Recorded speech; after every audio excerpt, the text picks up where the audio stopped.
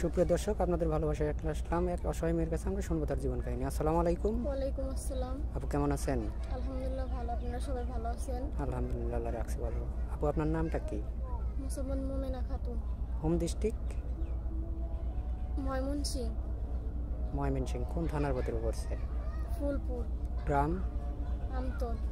ও আচ্ছা। তো আপু আপনার পরিবারে কে কে আছে? আম্মু আছে আর ছোট একটা বোন আছে।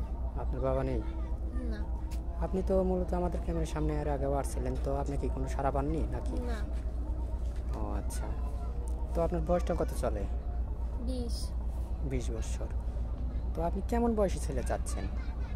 বয়সটা যেরকমই হোক না কেন, সে যেন আমাকে ভালোবাসা দেয়, আগলে রাখে। ও আচ্ছা।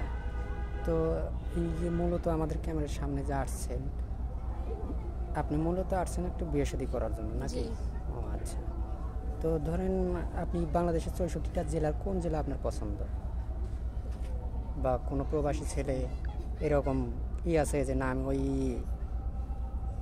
প্রবাসী ছেলের সাথে বিয়ে বসবো না, বা দেশের ছেলের সাথে বিয়ে বসবো না, কোনটা?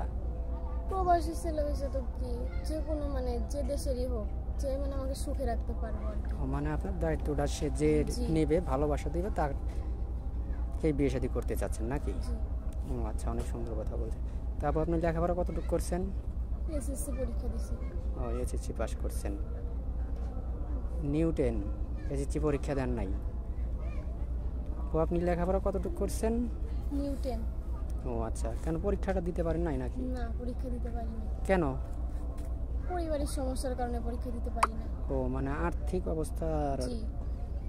খারাপ ছিল, এই বিদায় দিতে পারেন নাই নাকি? ও আচ্ছা। তো যাই হোক, এখন আপনি কোরআন শরীফ কি পড়তে পারেন? জি পারি। অনেক প্রবাসী ভাই আমাদেরকে লগ দিয়ে থাকে, অনেক প্রবাসী ভাই বলে যে ভাই আপনাদের চ্যানেল থেকে সুন্দর একটা মেয়ে দেন। তো যদি কোনো প্রবাসী ভাইয়ের বয়স বেশি হয়ে গেছে, তাহলে কি আপনার কোনো আপত্তি আছে? না, আপত্তি নাই। ও আচ্ছা। দেখেন ভাই, আসলে মেয়েটা কিন্তু অত্যন্ত সুন্দর, কিন্তু কপাল খারাপ যে কোন মুহূর্তে দাঁড়ালে একটা মিডিয়ার সামনে মানুষ দাঁড়ায়। তো যাই হোক আপু, আপনার মূলত যে এখানে আসছেন, এটা আপনি আম্মু কি করে? আপনাদের পরিবারটা কিভাবে চলতেছে তাহলে? আমার আম্মু মানুষের বাড়িতে কাজ করে। আপনি কি করেন? আমি আমাদের পাশের বাসায় সেলাই মেশিনের কাজ করি। ও সেলাই মেশিনের কাজ করেন না? জি। ও আচ্ছা। তো আপনার কি ফোন আছে? না, আমার কোনো ফোন নাই। বলেন কি, এই যুগে ফোন নাই? কেউ তো বিশ্বাস করতে চায় না। বিশ্বাস না করলে তো কিছু করার নাই, কারণ এটাই সত্য, আমাদের কোনো ফোন নাই। ও আচ্ছা।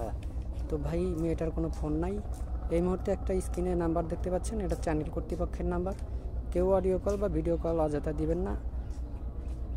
আগে মেয়েটার স্ক্রিনশট মেরে আমাদেরকে পাঠিয়ে দিবেন, তারপরে বিস্তারিত জানবেন। তো কারো জীবন কাহিনী 2-4 মিনিটে শেষ করা যায় না। ভালো থাকবেন, সুস্থ থাকবেন, এই বলে শেষ করছি। আল্লাহ হাফেজ।